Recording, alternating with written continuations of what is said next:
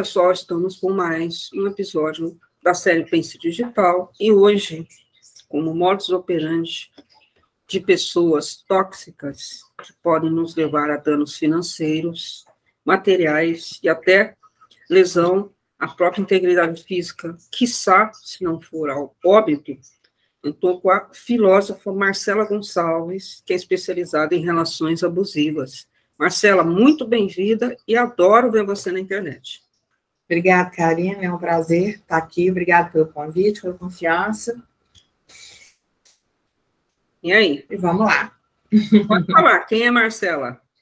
Então, eu sou filósofa, né, de formação, uma apaixonada por livros e tenho pós em... Eu fiz uma especialização em redação, em retórica, gosto muito de falar, e, e sou realmente uma estudiosa da mente humana, sempre fui de terapias alternativas, tudo que você imaginar, de cursos eu tenho, e agora estou pós-graduando em psicanálise, em constelação familiar, né, que eu gosto muito dessa coisa da epigenética, né, dos nossos padrões que nos trazem a tantos problemas, né, e também podem nos livrar deles. E, então, aí eu também sou professora, né, há muitos anos, e o contato com a juventude, né, também me levou a muitos casos de alunas que se cortavam, alunas que tentavam suicídio. Eu fui tentando entender aquilo até na época, né, foi o que me levou até aqui onde eu estou, a primeira coisa. E eu entendi que eram relações que não eram relações, elas não apanhavam, né, a grande maioria, mas elas sofriam de uma surra psicológica e emocional com esses namorados, e eu comecei a tentar entender o que era isso. Você fala automutilação? Automutilação, eu tinha uma aluna que, aqui onde eu moro, faz um calor, assim, ultimamente, a sensação térmica dos 45 graus, né, muito quente.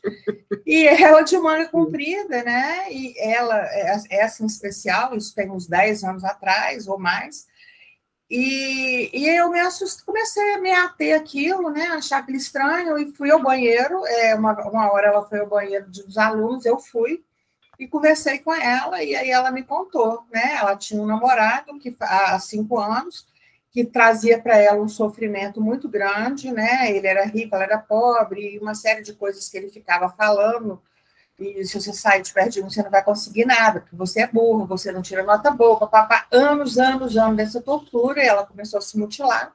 Os pais achavam ele ótimo, porque educado, levava flor para a mãe, levava doce que a mãe gostava. E aí eu comecei a falar, gente, isso aí há 10, 12, 13 anos atrás, não se falava disso. Aí eu comecei a tentar entender isso, comecei a cair numa realidade e entender que meu primeiro casamento foi altamente abusivo. Eu sequer tinha noção do que eu tinha vivido. Eu vivi com um narcisista encoberto, onde eu nunca tive apoio da minha família para largar, porque o que eu ouvi, ele era trabalhador, ele é boa pessoa, ele nunca gritou, ele nunca xingou, e foi uma tragédia na minha vida. E aí, quando, através dessa menina, eu descobri isso, né, eu comecei a estudar para ajudar os meus alunos, porque não era só uma que vivia isso, eu comecei a fazer uma pesquisa nas escolas da sala, e comecei a ver que era um número enorme de meninas que assustador. Assustador, sem levar um tapa, sem ter um arranhão da parte deles, e muitas tentando suicídio, e uma coisa horrível. Aí eu comecei a entender aonde eu também tinha estado e ainda estava, porque aí eu vi que eu não tive relação saudável ainda. Que coisa, né? Você deu de cara uma situação. Exatamente. E a pessoa que me levou. Lá você foi criando a identificação. Tem muita gente que, inclusive, vai te ouvir aqui de alguns exemplos de abuso narcisista, que é o que você faz na internet, eu acho muito bacana. Né, começou aqui com o Sérgio Lima também, ele coloca algumas situações assim, olha, você pode estar sendo abusada, você Sim. pode estar com uma pessoa abusiva, não é normal isso. Exatamente. Não interessa se tem dinheiro, se é um cara bonito, se para a família, não interessa, para você é um lixo. Sim, se ele é bom pai, duvido, mas se ele é bom pai, é um cara que, na relação com mulher, ele é péssimo. Não, ele não é bom pai, se ele é péssimo em relação com a mulher. Não é. Realmente, só finge. Só reproduz, é uma mimese, né? O que ele vê do lado de fora, ele reproduz, porque é uma forma que ele tem de se fingir boa pessoa, porque Exatamente. há uma uma esperteza diferente do que a gente conhece. Exatamente. Né? Marcela, o que é, vamos definir aqui o que é uma relação tóxica de pais e filhos e mulher e homem. Então, é muito importante quando a gente... nos relacionamentos amorosos. É muito importante quando a gente fala isso, a gente separar, porque quando a pessoa está vivendo uma relação, que eu sempre falo, quando as pessoas vêm aqui ouvir isso que nós estamos falando, ouvir o que você conversou com o Sérgio Lima, quando vão na minha página, elas não estão felizes. Se elas estivessem felizes, elas não teriam digitado no Google relacionamento abusivo, ou relacionamento tóxico, ou narcisista, né? Elas vão digitar outras coisas, e não isso. Ou para ajudar alguém, né? Ou então porque estão vivendo isso, ou porque são profissionais da área, enfim. E aí vem aquele hábito, né? Aquele padrão que é o seguinte, qual o diagnóstico dele, né? Ele é um narcisista? Ele é um psicopata? Eu sempre falo assim, ele é o que te machuca. Então, não interessa o que ele é. Agora, há diferenças? Que eu acho importante colocar aqui, se você me permitir. Claro, com certeza. Psicopata e narcisista são transtornos de personalidade. Personalidade formada é o edifício. Se você mudar, o edifício cai. Então, não tem como modificar. Não tem como, impossível. Não existe isso. Bom, a pessoa nasce narcisista e psicopata, a pessoa que tem transtorno de personalidade, que pode ser histriônica, que pode ser borderline, ela nasce geneticamente propensa a. Dependendo do meio onde ela nasce, cresce, desenvolve, ela vai ou não manifestar essa doença. Uma pessoa com tendência já genética a transtorno de personalidade, se ela nasce num lar disfuncional, abusivo, com certeza ela vai desenvolver o transtorno. Se ela nasce num lar saudável, onde ela é validada, onde ela é acarinhada, onde ela é exaltada, amada, ela pode não desenvolver. Agora, eles têm como... Desenvolveu, tem como mudar? Não. Adianta levar médico? Se você quiser tratar das comorbidades, ansiedade, angústia, depressão, que eles também têm, você pode até levar. Mas só. E o abusador? O abusador, ele não tem genética, ele não nasce com nenhum traço, não é personalidade, é comportamento. Então, ele, no geral, eu te diria que 99,99%, que eu não gosto de nada generalizado, eles nascem num lar disfuncional. Eles viram isso dentro de casa ou no meio em que vivem.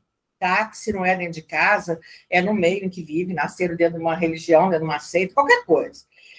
Aí eles repetem aquele padrão, né? Então, eles são... aí, então, vem aquela coisa, mas então, se ele não tem um transtorno de personalidade, ele pode mudar? Ele pode se tratar? Em tese, sim.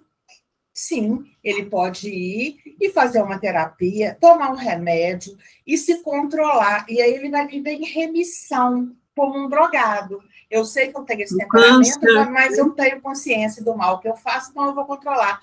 Agora você me pergunta, quantos abusadores aceitam que são assim e buscam tratamento? Nenhum. Então, eu costumo dizer que eles também não têm cura, porque se eles não buscam tratamento, não reconhecem, não têm senso crítico. Não aceita, primeiro, eu vou dar um exemplo aqui. O psicopata funcional é aquele psicopata controlado. Então, ele é um cara que ele usa os outros para fazer o que ele quer. Então, ele é sempre controlado, né? A gente tem dois tipos de psicopata, controlado e descontrolado. Dentro do descontrolado tem, inclusive, aqueles que comem carne, que matam a gente. Porque a pessoa acha que todo psicopata é aquele cara com a carne, de jeito nenhum. O psicopata dorme com você do seu lado ali, você não sabe. É a melhor pessoa do mundo, mais educado, mais sedutor, o que faz doações. É aquele... Eu sei porque eu já trabalhei com dois. Eles sabiam que eu havia percebido.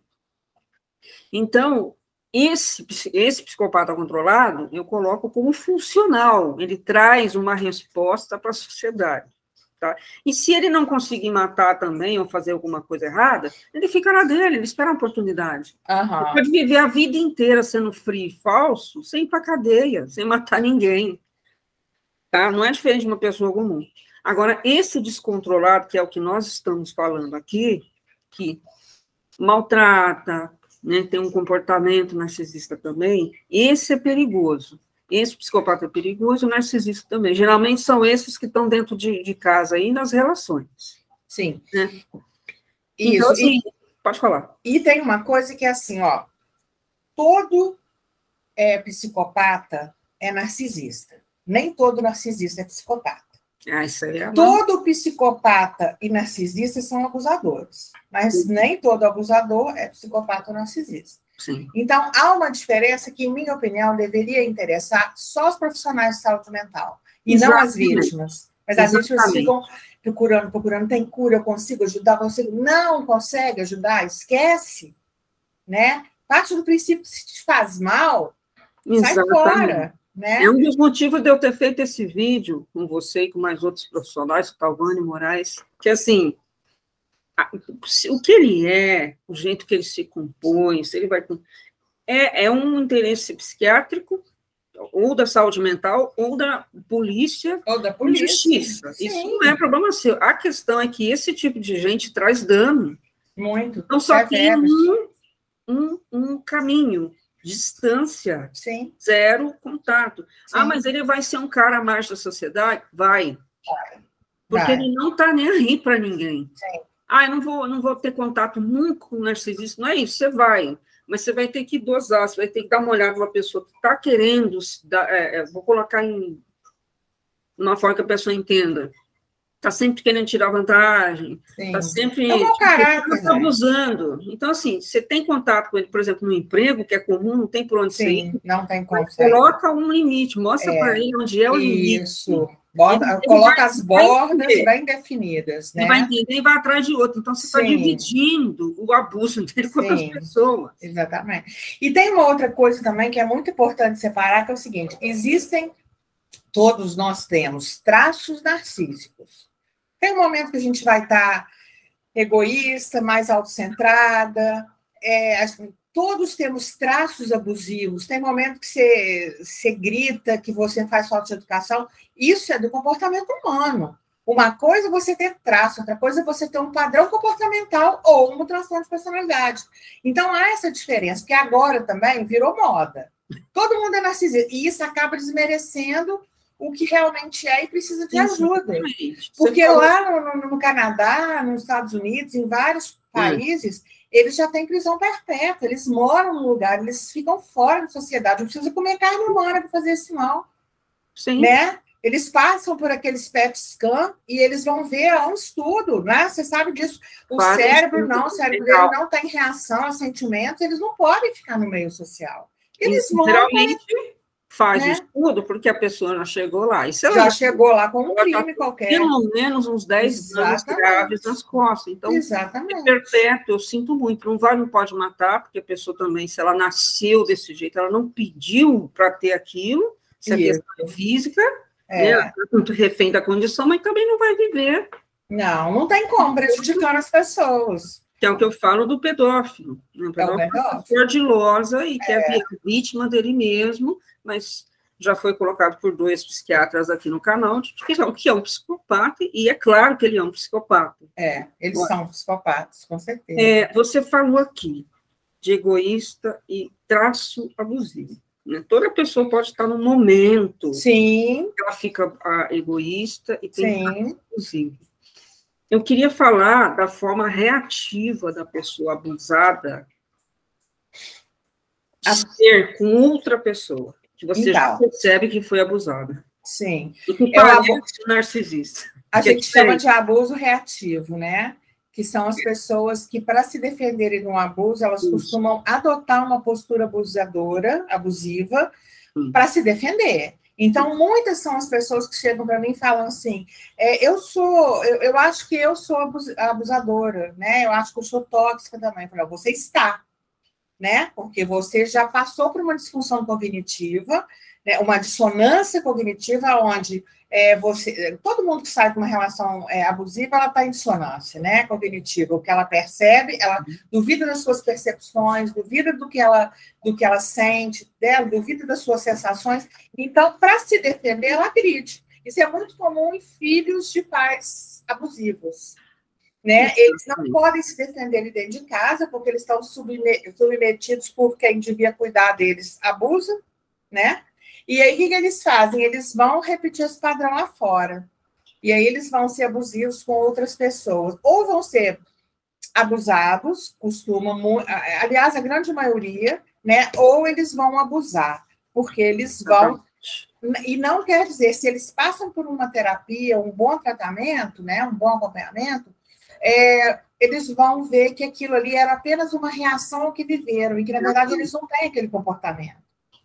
Por isso a terapia é fundamental. A pessoa cresce fragmentada. Exatamente. Identidade, porque o abusador ele quer tirar... É a despersonificação, você não sabe quem você é, né? Então, ou dizer que você é uma porcaria, que, na verdade, é o que ele acha que ele é. É porque é o espelhamento. Você é invalidado o tempo todo, ele se acha assim e joga para você. A mãe narcisista, ela faz isso com a filha o tempo todo, né? E com o filho também. E aí, essa pessoa vai para a vida como? Ou uma codependente, né? Ou com esses traços. Ambos os casos dependem de tratamento. Porque o codependente, é que eu falo assim, se você está num abuso, numa relação abusiva, nós temos ali duas pessoas doentes, tá? Uhum. Se for traço de personalidade, não é doença, não. Tá? Não é doença, é personalidade. É forma de ser, é padrão de estar no mundo, né? Agora, se você está com um abusador e você é a codependente, são dois doentes, você e ele. Qual que é a diferença? O codependente trata, o abusador não. Então, ele vai seguir doente. Ele poderia tratar, mas ele não aceita. Então, a mãe... Você não vê uma mãe abusiva se tratar, ela não se trata. Nunca, mas é comum ela mandar para o psicólogo, psiquiatra, umas por culpa, mas ela mesma não vai. Não, se você pega um psicólogo bom, um psiquiatra bom, ele pega na hora que aquela mãe é narcisista e abusadora e ele inverte o jogo e ela tira o filho e nunca mais volta. Exatamente, né? Lógico. Né? Deixa eu te falar, a gente está falando de questões abusivas, né? Eu vou dar uma situação aqui que eu queria sua opinião, a gente está dando opinião, né? Que é o caso que eu vi da Elise Matsunaga. Eu vi ali uma atitude reativa. Eu vejo na pessoa, no agente, uma pessoa com um acúmulo de mágoa. A Elisa, né, que você está falando. Sistêmico, um abuso sistêmico. E ela, com certeza, foi atrás de uma pessoa que não é diferente do que ela teve, né? E prometendo mundos e fundos, e quando ela entrou na vida da pessoa, até a questão sexual, ele dizia que ela era obrigada, que ela era isso. É uma pessoa que escutou coisas que eu não consigo repetir, inclusive eu entendo o delegado não querer repetir no processo. São indigestas. Então, a pessoa ficou 2 anos ou mais sendo agredida, humilhada, né, já com essa dor guardada, e a pessoa sabendo disso, do abuso, né, ela claramente assumiu o papel de mãe e esposa, ela assumiu isso, não tem dúvida, mas ele não cumpriu o papel dele, e, além do maltrato, deboche, não sei se teve agressão física, mas o psicológico dela estava arrebentado o suficiente, eu faço perfilação, então eu reparo em coisas que geralmente a pessoa não vê. Você olha para ela, uma bilionária na época, né? Visualmente é uma mulher que parece que estava pedindo esmola. Exatamente. Porque é uma pessoa com a pele arrebentada, o cabelo arrebentado, o físico até reduzido, você vê que ela está destruída, uma pessoa destruída, você vê claramente o abuso nela. É muito fácil ver isso, nem precisava falar. Não é uma tristeza, um luto, é uma pessoa acuada. Então, eu queria que você falasse nesse sentido de uma pessoa que está numa situação abusiva e acha que não pode chegar ao ponto que ela chegou. Sim. Reagiu da Sim. pior forma. Sim. Não é que todas vão fazer isso, mas ela é uma pessoa que, como todas, um monte que a gente conhece, não aguenta o marido bater tanto, abusar tanto da filha, ou ser aquele escroto que costuma ser. Fala, não, hoje, quando ele chegar em casa, eu vou esperar ele fazer tudo, vou dar uma facada nele. Sim. Ela é só mais uma vírgula, não estou desmerecendo ela, mas acontece todo dia que a mulher acha que vai aguentar, ela nem acha que vai aguentar, mas tem um limite. Sim. Depois ela vira vítima dela mesma. Exatamente. Eu assisti, né, tudo isso aí, né, eu vou assistindo para poder, faço de estudo de caso, e vou te falar que eu tive que parar algumas vezes, me fez extremo mal, né. O que eu vejo ali? Exatamente isso que você falou. Quando ela conta a história de vida dela, você vê que ela foi uma menina que veio de toda uma vida de relacionamentos disfuncionais, desde criança. E o abandono familiar. Abandono familiar total, precisou né, levar a vida lá para se sustentar de formas... Enfim, quando ela chega ali, ele era um príncipe. Não, ele se fez, né? Ele se fez. Ele fala assim, ela quer isso, então ele vai espelhar, exatamente, né, a fase da idealização. Então, o que acontece? Ele faz isso com ela, e ela, aí é isso que você falou, ela realmente passa a ser mãe e esposa. Sim. Ela passa a ser dona de casa. Ela se deslumbra muito pouco com dinheiro. Você vê que o deslumbramento dela é a família, tanto que ela realmente se mostrava maltratada. Ela podia ficar o dia todo em shopping, comprando o que quisesse, mas ela queria família.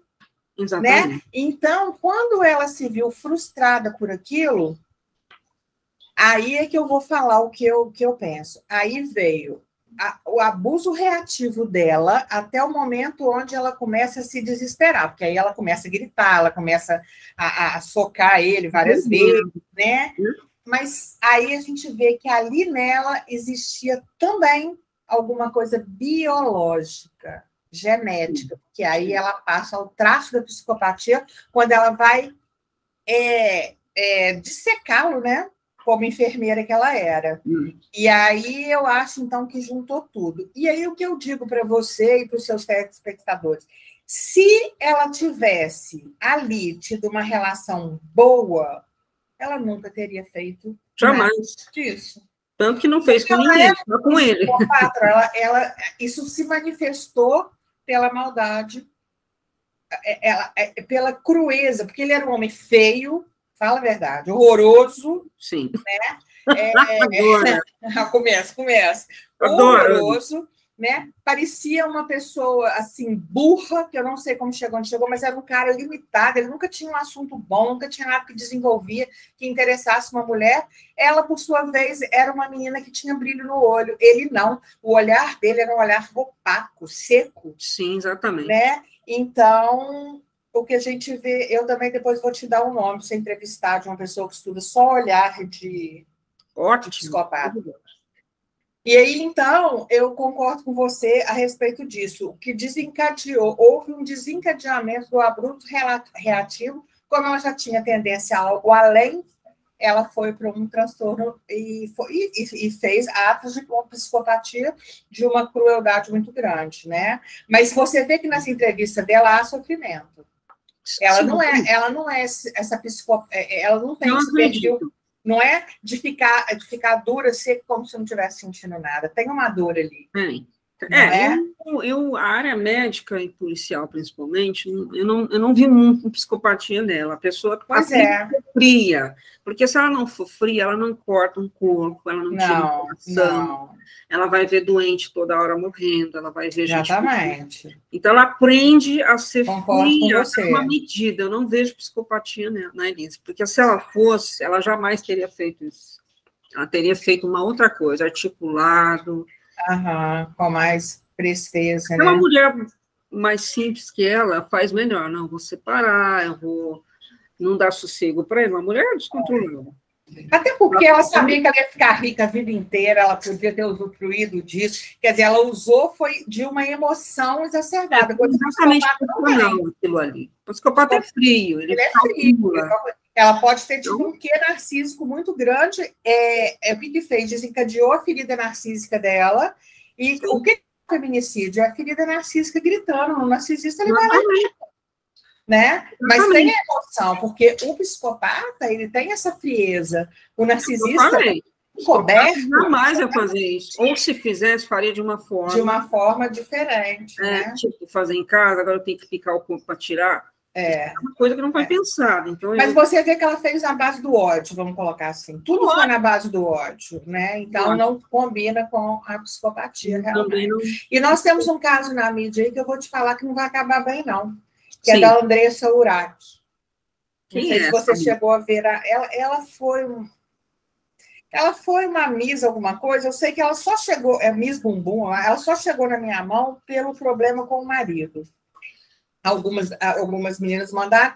Há uns bons meses atrás, eu já escrevi umas 2 vezes sobre ela. E agora, ele conseguiu... Agora não, há um mês atrás, ele levou ela ao extremo, que eu estou acompanhando e estou vendo, né? E aí, ele conseguiu interná-la. Assim que ela teve o bebê, ele conseguiu internar o bebê. Coisas que o Marcos queria, né? Foi isso, internar no hospício. Por isso que eu lembrei dela. E ela agora, ela conseguiu sair... Ela está levando a vida dela direitinho, mas como ele tirou ela era um garoto de programa, ele que tirou ela, ele quer invalidá-la, só que ela tem outra vida, ela é uma menina, você vê que é uma menina esforçada, ela me parece que ela é borderline, então ela tem os altos e baixos, então ela sofre muito, ele sabia disso tudo, mas ele usa isso. Uma hora, se ninguém cuidar dessa menina, ela vai dar de Elisa aí. Pode dar. Pode, aí eu vou te falar, vai todo mundo... Ela vai presa, ele vai para o inferno, mas acabou com a vida dela também, né? Então, atenção, é isso que eu queria chegar. Atenção, vocês que passam por isso, gente, não pensem que vocês têm controle do convívio com uma pessoa tóxica dessa, porque vocês não têm. Se vocês tivessem, vocês não estavam com ele, vocês estavam longe. Exatamente. Tá? A codependência, ela não... Né? A mulher, ela vira... vítima dela mesma, né? Vítima dele, mas dela mesma, quando ela tem esse tipo de reação. Estou dando exemplo aqui, eu tenho pesar pela Elise, eu não vejo como uma pessoa péssima, não vejo de forma nenhuma, eu tenho pesar pelo, né? E a pessoa, quando está desesperada, como eu dei o exemplo da facada aqui, que é comum, todos os dias acontece, também um ato boçal, da facada, cortar corpo, jogar... qualquer um, só é diferente. Para mim, é a mesma coisa. É a mesma coisa. Está destruindo um corpo, está matando alguém. É a mesma coisa. Né? Exatamente. Marcela, o que você mais recebe pela internet de ajuda hoje? Pedido de ajuda? Como que eu faço para... A frase que eu mais escuto é: me ajuda, pelo amor de Deus, como que eu faço para não recair?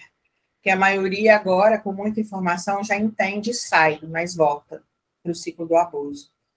Então, 90% do que eu recebo é isso. O que eu faço para não recair? Eu não estou aguentando, eu estou sentindo que eu vou voltar, ou eu já voltei não sei quantas vezes e eu não consigo sair, é uma dependência, né? É uma dependência física, os hormônios são todos alterados, não tem diferença. Tanto que eu frequentei um tempo para entender como que isso funcionava, que na minha cidade não tem UMADA, né? Então, assim, pra você ter uma noção, nós fazemos, eu tenho na página encontros online, onde eu encontro com essas mulheres, né? 12 só de cada vez, para que cada uma possa falar a sua história, então, são vários grupos e a gente encontra, eu escuto cada uma delas, e 90% delas já saíram, mas já voltaram, porque a dor da abstinência é desesperadora. Mas é porque eu vivi, é desesperadora. A gente, aqui na minha cidade, a gente faz alimentação para morador de rua, e eu me lembro uma época, há uns anos atrás, eu olhava aqueles moradores de rua e eu queria ser eles, para não sentir aquilo que eu sentia. Agora, você chegou exatamente no ponto que eu queria. A gente vê as pessoas em situação de rua, a gente vê algumas questões do ambiente de prostituição sendo alimentados aí por pessoas que preferem ir para a rua, preferem chegar ao ponto de ficar na Cracolândia, ou na prostituição, ou seja, trabalhos com o intuito de fugir de casa, principalmente quando é mais novo. E aí você vê a consequência de pais narcisistas mandando para a sociedade um aumento da criminalidade, catalisando a criminalidade. Eu queria que você falasse disso. Quando você assim, a pessoa tem tudo, preferiu ser prostituta. Como se alguém preferisse alguma coisa, né? Você não estava lá dentro para saber, porque às vezes é um na família que é escolhido para ser arrebentado. Aquela pessoa é tida como problemática, como maluca, ou é aquela que mata o pai com a mãe. De vez em quando a polícia chega com a desinteligência, que o filho está espancando o pai e a mãe, assim, nada é de graça. Eu não vejo esse tipo de raciocínio para julgar esse tipo de caso. Então, todo mundo que eu falo assim, eu até comecei, né, a estudar sobre a constelação familiar para eu poder entender melhor sistemicamente, né, toda essa dinâmica familiar que leva ao abuso.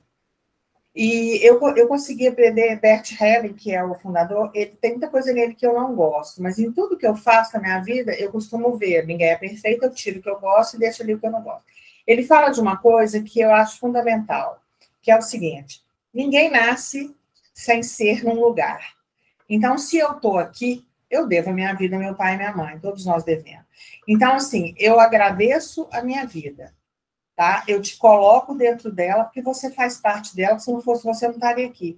Mas eu quero você a 50 mil quilômetros de mim. Exatamente. Porque você me fez muito mal. Agora, você me fez muito mal porque você é mal, ou porque você também sofreu?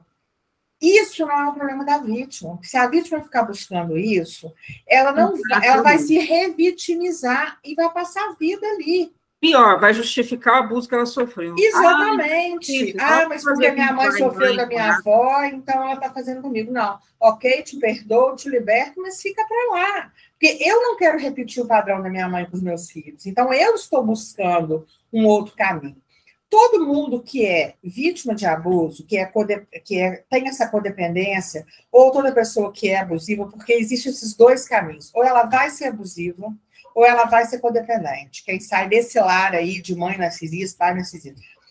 E ambos esses dois, tanto o codependente quanto o abusador, eles vão ter algum tipo de compulsão. Ou eles vão ser drogados, ou eles vão ter vício no jogo, ou na pornografia, ou na comida. Droga de sonho. Exatamente. Então, assim, cair na droga e ir para a rua e sair de casa é muito típico de quem está num lar abusivo, num lar disfuncional. Porque o grau de invalidação é tanto que eu vou buscar validação na rua, em qualquer lugar que eu tiver. Né? Porque, às vezes, você é criado por um pai e mãe invalidante, uma casa disfuncional, ou você tem uma avó, ou você tem uma tia, alguém te dá algum tipo de apoio. E aí você vai, mais ou menos, trôpega ali, mas você fica. Mas quem não tem nada, geralmente, faz isso que você falou. Já tem a tendência, né, ao vício, que isso é uma coisa muito genética, muita tendência ao vício, e ela vai ser onde ela vai se achar. Então, assim... se você fizer uma entrevista com pessoas que estão na rua, ou com pessoas que estão se prostituindo, 100% você vai ver o lar disfuncional aonde viver. Às vezes ela nem sabe, ela fala, eu sou um bosta, quero ir para lá. Ela não entendeu que não é comum você ter um filho e essa pessoa querer ficar longe. Não é. Não é normal isso, tem um motivo. Sim. E a culpa é de quem... do genitor, dos genitores. Criança, que seja, você veio, você tem que ser ensinado. Sim. Eu costumo dizer, sabe, a cada vez mais, Karina, que eu acho que a minha filha mais nova, ela fala assim, mamãe, a gente tem que pensar que a pessoa não, né, assim, não dá para ficar culpando, os pais não fizeram por mal. Mas você tem que ter consciência que aquele ser depende de você. Se você não tem condição, se você está se sentindo impaciente, se você está se sentindo que não gosta daquilo, cara, toma uma providência, doa aquela criança, põe para adoção, faz qualquer coisa, mas deixa a pessoa viver a vida dela, não destrói uma vida, porque destrói uma vida. Destrói uma vida, contribui para marginalidade, como eu estou falando. Exatamente. A criminalidade. A pessoa tem que entender. Eu, quando fui estudar psicologia forense, eu fiquei muito assustada com a quantidade de disciplina de violência intrafamiliar, de estudos da questão de judiciário, presídio. E dá a impressão, às vezes, que a pessoa está mais feliz lá dentro, no presídio, do que na casa dela. Eu não sei te falar onde que eu vi, eu tive que procurar, eu tenho essa mania de ler tudo rápido assim e não pegar a fonte. De um estudo que foi feito, onde as crianças de lares disfuncionais ricos, de pais e mães ricas, que não tem nada a ver, né? E que são abusadores, elas se saem melhor, não porque elas estão no meio rico, mas ou porque elas estão numa creche desde pequenininha e convivem menos com os pais, e estão ali protegidas pelos professores, ou porque ela tem babá o dia inteiro, que são carinhosos. Então, elas têm um outro tipo de rede de apoio que vai protegê-las daquele pai. Então, ela fica minimamente com aquele pai e mãe rico, porque eles têm um staff de empregados, as melhores escolas, então eles têm uma saída melhor. Né? Eles não ficam tanto tempo submetidos àquela invalidação, àquela impaciência, aquela gritaria, porque esse negócio de não pode. Eu sou da turma, né? As pessoas, primas, amigas, professoras, Marcela é rígida com esse negócio de nem dar um tapinha. Comigo, menina, nem um tapinha, nem um chinelinho. Eu tenho filho de 33 anos, nunca fiz isso e deu tudo certo. Mas ainda que você queira dar um tapinha, é melhor que você falar, nossa, como você é burra, né? Você não consegue nada, você é lerda. Isso é que é o grande tapa de uma criança num lar invalidante. Né? O tempo todo. E vira eu falo que é a sopa do sapo. É uma coisinha aqui que vira normal, depois vem mais. Uma montanha de abuso em você todos os dias. Você está carregando aquilo e assim... Você normaliza o abuso, você romantiza.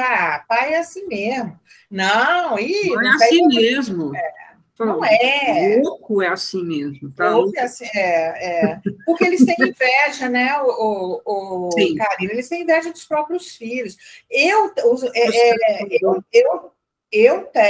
tive uma relação com um narcisista encoberto, muito bem sucedido na vida, falo aqui e falo onde me chamar, que é um pai, assim, invalidante, que acha que porque dá dinheiro, tá tudo bem, né? Mas não dá presença, não dá afeto, não dá interesse, não dá partilha, né? Não faz com que os filhos se sintam importantes, porque isso é o fundamental. Porque quando você é invejoso de qualquer coisa, até do cachorro que está dormindo no assunto. Nossa! Né? Então, o que é o marco total de uma personalidade assim? Inveja. Eu sou tão vazio que eu preciso me validar, eu preciso ser validado por quem está do lado de fora. Meu estado de grandeza é tão imenso aos olhos dos outros, mas tão pequenininho para mim, porque eu sou tão infeliz que eu preciso arrancar do outro e trazer para mim. Então, eu não enxergo o outro. O outro é só uma fonte para mim. Né? Tem uma coisa, como a gente está na internet, que eu queria falar para você, que é o seguinte: aonde essas pessoas são grandes vítimas hoje em dia? Na internet. Sites de relacionamentos. Né? É muito perigoso, porque é diferente de quando você vai para um bar, é claro que é. Eu não estou falando que é melhor nem pior. É que o alcance é maior. O alcance é maior. Com 50 pessoas, está enganando 50. Exatamente. E aproveita de 10. Num bar, você pode ter 3 narcisistas. Numa rede social, você tem quantos milhões ao seu alcance? Exatamente. Né? Então, o que acontece? Você tem chance de conhecer uma pessoa boa? Tem. E tem chance de conhecer muitas pessoas ruins. né? E aí, o que acontece? Se vocês... O que eu falo sempre? Eu falo sempre com os meninos. Gente, se vocês já se reconheceram codependentes, fecha as redes sociais, vai se tratar, entendeu? Depois vocês voltam, porque vocês vão ser vítima. Não sei se você conhece na internet, creio que sim, uma rede que chama Scammer. Você já ouviu falar? Você pesquisa. Eles são... Isso aí também foi uma das primeiras, das primeiras coisas que eu conheci há uns 15 anos atrás. Eles são nigerianos.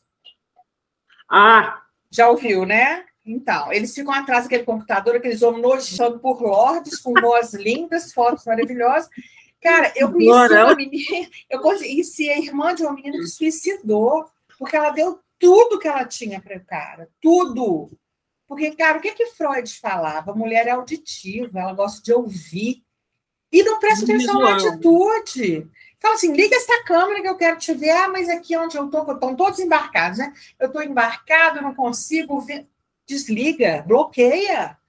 O cara não tem rede social nenhuma. Bloqueia que tem coisa aí. Então, tem pequenas coisas que você já consegue, né, ir pegando para que você não seja vítima disso tudo. Eu tenho uma regra que eu falo para todo mundo, físico, internet, assim, você está com dinheiro, tudo bem, vai viajar, vai fazer uma plástica, vai estudar, não tem um centavo para homem nenhum, homem decente que preste, ele nem aceita o teu nem aceita.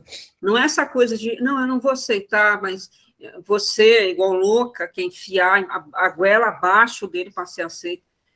Gente decente, normal, não traz problema para você. E nem pede dinheiro. Isso é mais velho que andar para frente. Vou repetir, não pede dinheiro e não traz problema para você. Começou a trazer, manda embora. O problema, Karina, é que é a síndrome da cuidadora. Nossa, que bonitinho, ele está sofrendo.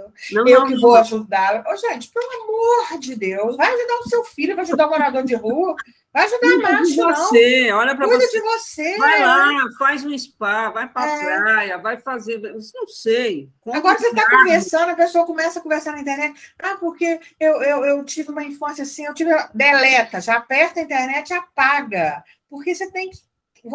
Tudo na vida...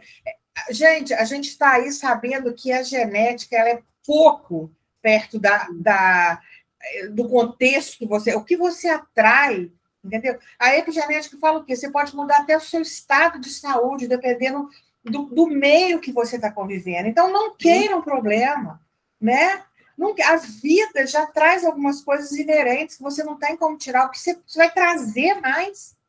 Você não é assistente social, você não é psicóloga, e se for, que seja no seu trabalho, não para homem, né? Então, assim, essa síndrome da cuidadora desgrama tudo, né? Vai cuidar de filho, neto e gente que precisa depois cuidar de você. Primeiro você, depois o filho, o neto e quem está precisando. Agora, homem, pra merda, se for seu pai, seu tio, se merecer também. Exatamente, se merecer. Porque eu vou cuidar de um pai que foi narcisista de longe. Não dá certo. Não, paga alguém para cuidar, não deixa a pessoa, né, lá julgada de qualquer jeito, paga alguém, presta solidariedade. Para falar, né? Tem pais, né, que ficam idosos e são tóxicos, arrebentou com o filho. Aí o filho... De repente, eu conheci uma pessoa assim que só tinha ele, então ele tem que trazer aquela coisa para casa. Ou você paga alguém, ou você vai acabar matando a pessoa. Paga alguém, porque você não pode destruir você e os seus, da família que você formou, ou se você mora sozinho, as pessoas que você vai conviver no trabalho, de novo, você vai revitimizar por aquela pessoa que já te fez de vítima. Exatamente. Então, assim, tenha empatia, não seja como ele foi para você, né? Arrume uma cuidadora, mas eu não tenho dinheiro. Você faz uma vaquinha na família, resolve isso, né? Agora, a culpa é o mal da humanidade.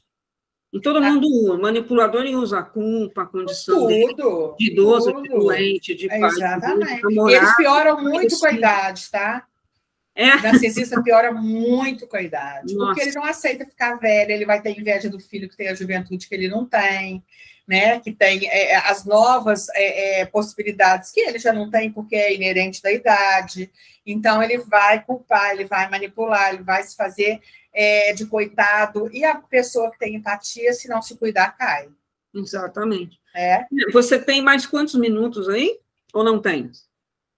Tem. Mais 10 minutos. 10, tá.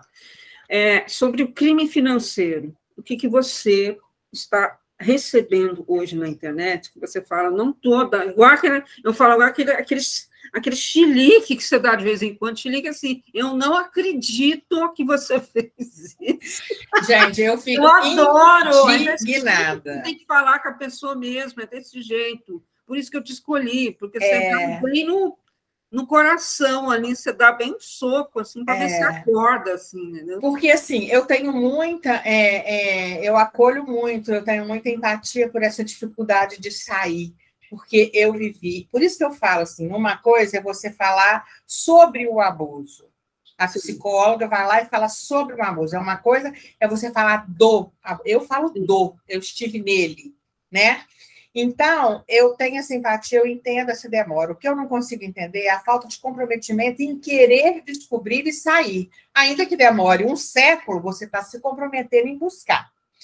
Então, o abuso financeiro, ele é mais um dos abusos, só que ele tem um final triste, né? Porque o que acontece? Quando você está sendo abusado e tem a síndrome da cuidadora, de acha que o que você está tentando fazer com aquele verme? Você está tentando fazer com que ele mude, comigo vai ser diferente, é porque ele sofreu na infância, a ex-mulher não teve paciência, eu tenho conhecimento, eu vou ajudar, papapá. E aí, além de você dar o seu tempo, a sua saúde, a sua disposição, você vai dar o seu dinheiro, porque ele vai tirar tudo. Então, nós temos um exemplo na mídia, eu uso muito a mídia, porque eu sei que atrai as pessoas para que elas olhem para ela mesma, daquela Lara Nesteruk, que é aquela, como é que fala, gente? Nutricionista super famosa da internet, que fez milhões, né? A menina saiu do nada, vendia bala na rua, e a coisa mais linda a ascensão dela, ela ficou milionária. Casou com um cara médico, de uma família estruturada, que ela não tinha a estrutura que ele teve, né? Vamos dizer assim, financeira, de estudo e tudo. O cara é um pulha, o cara é um verme, o cara é o maior dos narcisistas que eu já vi falar, sem nunca ter encostado a mão nela. Ele roubou tudo dela, tudo. Ele roubou 7 milhões dela, além da saúde física, mental, emocional. Ela está recomeçando, foi para os Estados Unidos agora se internar de uma depressão. O cara é um verme. Aí você vê, e é o seguinte, por que ele roubou tanto? Porque ela confiava nele, porque ela deu a senha para ele. Não, isso aí, gente, negócios separados, bancos separados. Ele pagava as garotas de programa com o dinheiro dela, assim como o Arthur Aguiar fez com Maíra, na época. Pagava a garota de programa com o cartão dela. É o limite, é o máximo do mau-caratismo. Porque não existe acusador com bom caráter. São todos mau caráter. Todos. Né? Então, assim, essa coisa do dinheiro é uma coisa ponto-chave dele. Saiu com você e acha normal virar e falar, esqueci minha carteira. Pensa bem no que você vai fazer. Porque esse é um dos pontos. Abuso financeiro, eles gostam de tirar proveito, pode ser de R$10. Eles vão sempre mandar você pagar para ele no começo, não, pelo contrário, no começo eles vão pagar. E depois vai começar, você podia me emprestar? Você podia me dar uma ajuda? É porque eu não estou conseguindo pagar a pensão dos meus filhos esse mês. Cara, pula fora. Você conhece a pessoa que realmente está precisando, né? É aquela pessoa que teve anos de uma vivência, sempre trocou tudo e de repente aconteceu uma tragédia. É completamente diferente, mas você só vai enxergar isso se você estiver saudável. Se você tiver, se você ainda for vítima, se você for codependente, você não vai entender isso. E você vai dar, além da sua alma, você vai dar o seu dinheiro, você vai ficar sem nada. Eles adoram arrancar dinheiro.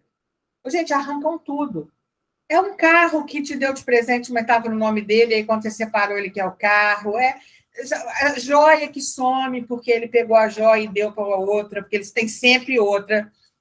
Qual é a única certeza que você tem de abusador? Todos têm outra. Não existe fiel. Ah, mas por quê? É padrão? É. Porque eles têm um vazio, eles têm medo de você largar ele, eles ficarem sem ninguém. Então, eles têm uma rede de contatinho. Entendeu? Então, eles roubam joia sua para passar para eles, eles pegam o seu cartão e vão pagar presente para todos vão te dar desfalque financeiro. Não tenha senha, não divida senha, não dê conta conjunta, não, nada, gente, pelo amor de Deus, vida amorosa não tem nada a ver com vida financeira. Nada a ver. Principalmente, eu vejo muita. Quando a gente tem abusador, a gente tem aquela questão de aquela coisa fulminante: vou morar junto, vou dividir tudo. Daqui a pouco, passa 2 anos, a pessoa tem direito a coisas que não deveria. Então, assim, da porta para fora, por favor, você não conhece a pessoa, você tem que ter um tempo para conhecer quem é, de onde veio, onde age, busca o histórico criminal, claro, de vida. Isso é muito importante dizer que nós estamos falando aqui de abusadores. Nós não estamos falando de pessoas que namoraram, que conhecem família, que conhecem e tal, e resolveram casar e ter encontro conjunto. Pelo amor de Deus. Nós estamos falando, essa urgência, ela tem um motivo. Por que o abusador tem urgência em casar? Exatamente. Para a máscara não cair antes dele casar. O Karine, eu acho muito interessante isso. Eu tinha 20 anos quando eu casei. Não casei grávida, casei porque eu quis. Lá em 1900, casei para sair de um tumulto disfuncional na minha casa. Um lar disfuncional por um casal que não combinava entre eles. Tinha amor pelos filhos, mas os dois não. Então, aquilo, enfim, casei. Escolhi errado, né? Óbvio. E aí, o que acontece? Eu namorei 6 meses. Fiquei noiva. Não, ficar noiva, que eu vou embora, vou ser transferido. Com 1 ano eu casei. Eu falo para você aqui, sem nenhum medo de estar exagerando. No momento em que eu falei o sim no altar, ele fez assim com a máscara. Ó. Na festa de casamento, eu conheci outra pessoa. E daí foi para sempre assim. Eu era menina rica, com um pai milionário, na época. Eu era o alvo, entende? E aí, o que acontece? Em 1987, quem falava nisso? Ninguém. Nunca. Eu nem sabia. E aí era a pessoa que tinha ciúme não tinha mais, a pessoa que te paparicava não paparicava mais, a pessoa que tinha... E eu ia tentando entender, uma menina ainda em formação, 20 anos, tentando entender, longe da minha rede de apoio, que eu fui para outra cidade, eu quase enlouqueci, né? Então, assim, qual foi o... eles não fazem nada por acaso, quando é um narcisista, diferente de Elisa Samor, gente. Eles não fazem nada por acaso. É estudado. É aquela ali porque ela tem dinheiro. É aquela ali porque ela é frágil, porque ela é boa. Tá? Quando a pessoa não é codependente, ela vai ficar naqueles 6 meses, quando ele falar assim, vamos ficar noivos, você tá louco, rapaz, sai fora. Eu tenho muita vida, eu não vou ficar noivo de um cara que eu não conheço. Não. A codependente, não. Ai, tadinho, que lindo. Ele quer, me quer. Olha que fofo. Ele está com boa intenção para ele.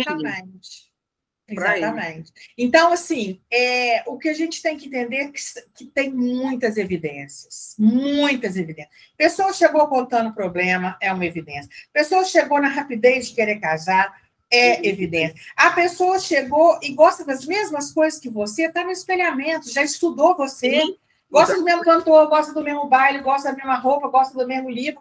Cara, isso não existe. Tem uma história parecida com a sua. Tem história parecida, já sabe que você é boazinha. Gente, tem muitas evidências hoje em dia para você não cair. Muito. E outra coisa, quem está na internet, não tira foto de casa, não tira foto no carro, não tira foto com joia, não tira foto de viagem. Entendeu? Guarda para você, finge que se você for rico, finge que você é muito pobre e pronto. Porque eles vão direto naquilo ali. É um lugar recheado. Ah, ela é viúva, está sozinha há quanto tempo? Ela é separada. Mulher sozinha, eles acham que nós todas estão querendo, né? Mal sabe que cada dia mais não estão querendo. Tem uns que perguntam assim, você mora sozinho? Eu falo, uma pergunta que você não deve nem terminar. Exatamente. Por que você vai... Tem um meme na internet, você mora sozinha, por quê? Você vai pagar meu aluguel, você vai pagar minha luz, por que você quer saber com quem eu moro? né? Então, assim, hoje em dia dá para ter muito mais cuidado. São várias coisinhas que pode fazer para evitar cair nisso. A primeira coisinha é se validar, é fazer uma boa terapia. Não precisa ser psicanálise, não. Tem reiki, tem acupuntura, tem meditação, tem um monte de coisa que pode te trazer para si mesmo, né? Que aí você se conecta com você e vai entender o que você merece. É uma luta, mas você pode. Aí depois, se estiver muito bem resolvido, você resolve. Se você quer relacionar, se você quer só sair uma noite para ficar, que está ótimo, está valendo também, né? O importante é que você não faça nada que te maltrate, porque você sabe que te maltrata. Ah, mas eu fui maltratada a vida inteira, é um padrão, mas eu não quero mais. Vamos quebrar esse padrão, vamos tratar e vamos buscar gente que vale a pena. Porque picareta tem aos montes. Então, eu trouxe aqui porque na internet é muito fácil, em aplicativo, né? Eles começam a vitrine. Informações através da sua narrativa, não precisa de foto, não. Então, vou repetir, ó, vamos junto, Marcela. Mora sozinha, começa a trazer problema, começa a sugerir que precisa de dinheiro, ou mostrar que precisa de dinheiro, começa a demonstrar extremos, rapidez em casar, quer estar toda hora junto, querer saber onde está, isso não são bons sinais. De jeito nenhum. Pessoa decente, falar da ex, ela está ocupada, trabalhando, ela pode te atender sim em alguns horários, não é? Ela não tem disposição. Tem horários específicos para te atender, porque ela não pode falar, mas por que não pode falar? Uma das coisas é que você está com um homem casado. Sim, só pode ser às 6 da manhã e 2 da tarde. Que isso? Não tem rede social. Ah, eu não gosto de rede social. Sai fora. Exatamente. Você pode nem entrar, você pode praticamente não gostar de postar nada da sua vida pessoal, mas todo mundo tem uma rede social. Se não tem, está escondendo alguma coisa. Manda foto o tempo todo, essas coisas idiotas que você vê. Exatamente. Então assim, hoje tem já tem um caderninho aí, vamos dizer assim, que dá para você seguir, um manualzinho para você, na rede social, não cair com tanta facilidade. Exatamente. E essa coisa que você falou do tempo é muito interessante também. A pessoa que quer o tempo todo estar também conversando com você é uma toa. Tá? Ele faz o quê? Como é que ele consegue? Como é que ele consegue ter o dia todo de internet à disposição? Ainda que seja um aposentado, vai ler um livro, vai cuidar de planta, vai prestar serviço social no asilo, na creche, porque é uma pessoa que não presta para nada. Se um cara, só porque está aposentado, não faz mais nada, não tem nenhum interesse que seja ficar o dia todo te mandando mensagem. É tudo que uma pessoa carente, que nunca teve atenção, queria, né? Ai, não, sai fora. Carente não, pelo amor de Deus. Carente só menininho pequenininho. Né? Só criança. Exatamente. Marcela, muito obrigada, adorei. Foi um prazer, Karina. A gente vai fazer uma mesa redonda aí com essa coisa. Vamos sim. Espero que existam leis eu também. que realmente limitem pai, mãe, principalmente tóxico, vou chamar narcisista, psicopata, mas tóxico a mesmo, não importa. Entenda que tem um monstro dentro de casa, para não chegar no crime de assassinato, de pedofilia, tem muito. Eu tenho alguns sonhos, eu não gosto muito dessa palavra, projetos mesmo, por exemplo, não sei se você concorda comigo. Precisava de ter um banco de dados desses abusadores. Exatamente. Quem são? Abusou de mim, joga, porque vai abusar da próxima. Não precisa ser narcisista. Eu tenho uma teoria. A pedofilia virou um crime organizado. E neste crime organizado estão envolvidas pessoas que, se você puxar uma, vem outra. É por isso que não tem interesse de ser colocado. Sim, acredito nisso. Vamos pedir para colocar. Outra coisa que a gente ganhou muito também na Maria da Penha, que é uma paixão, né, essa lei, que é o seguinte, antes você tirava licença pelo abuso e vinha lá escrito crise de ansiedade, crise de pânico, que o abusador te fez, porque todas as doenças, eu tenho uma menina de 32 anos que teve 5 AVCs, 5. Sim. Por conta de abuso psicológico, não teve agressão física. O que é? Agora, eles estão estudando um DST, né, que é o nome da doença, que é vítima de abuso. Que é o certo. Tem que colocar mesmo. Não é? Então, tem que expor esses vagabundos. né? Então, eu acho que tinha que ter um banco na internet, igual tem na Maria da Penha, vai lá, se você for denunciar, tá lá. Todos que denunciaram a pessoa. Mas até você chegar na Maria da Penha, você já apanhou, você já está destruída. Então, tinha que ter um campo mesmo, onde você vai lá e joga o CPF da pessoa, deixa eu ver. E já teve, abusador, abusou da fulana. Público de um criminal. Exatamente. Porque sabe o que acontece? É a prevenção.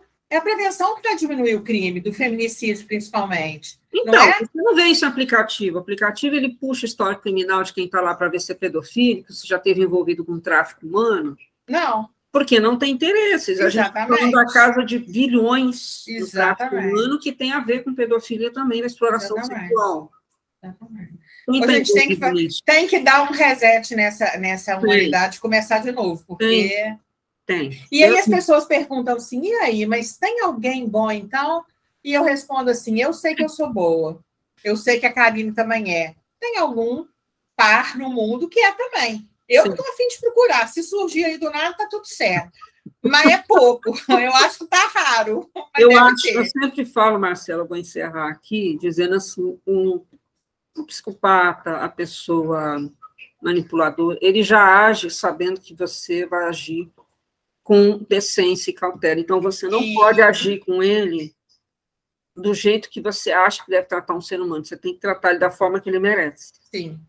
Ele está esperando, né, a sua reação de julgar, de ser justa, de não condenar a morte. Ele conta com isso. Ele está esperando isso. Ele conta com isso. O plano dele está isso. inserido isso. Exatamente. É para ele poder repetir. Exatamente. Então, eu vou dar um exemplo, o Josef Fritz, lá da Áustria, se fosse nos Estados Unidos, ele tinha ido para a cadeira elétrica. Exatamente. Porque não dá para você nem contabilizar 24 anos, 7 pessoas encarceradas sendo abusadas, não tem nem como contabilizar isso. E daqui 15 anos, ele pode sair pela idade, não. Pode. Isso é surreal. É surreal. Enfim. Então é isso, Marcela. Eu vou encerrar por aqui, tá? Agradeço. O programa está à disposição para qualquer outra pauta que você quiser. Tá. Pesquisa. Tá? Se você vê alguma coisa gritante na internet, fala, Karine, precisamos fazer uma pauta. Vamos sim, vamos sim. Se não chegue no extremo, nós vamos fazer. No que depender da gente, a gente vai pôr a boca no trombone e vamos melhorando isso aí. Karine, foi um prazer imenso, tá, querida? Beijo para você. A gente encerra por aqui. Tá, joia.